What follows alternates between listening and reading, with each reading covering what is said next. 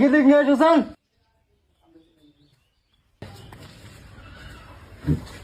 তাহলে বিয়ে সাহেব, তাহলে গিদিক নিয়ে আসি, গিদিক তাহলে দেখেন। গেদিয়ালা মাথাটা তলা করো স্যার। মাশাআল্লাহ, গিদি এত সুন্দর। গিদি টমেটোর খা না বাগুন খা?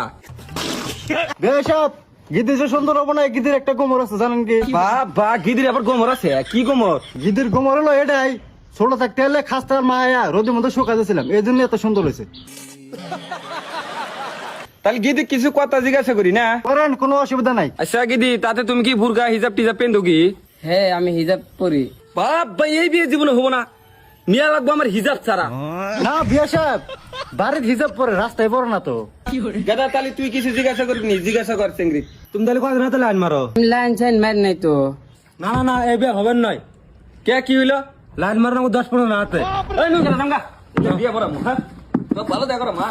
সোয়ারের বাচ্চা খালি হিসাব পরে দেখ, তোর জন্য বিয়ে ভেঙে গেল না, মুখে যা করে চোখ তুলে নাই।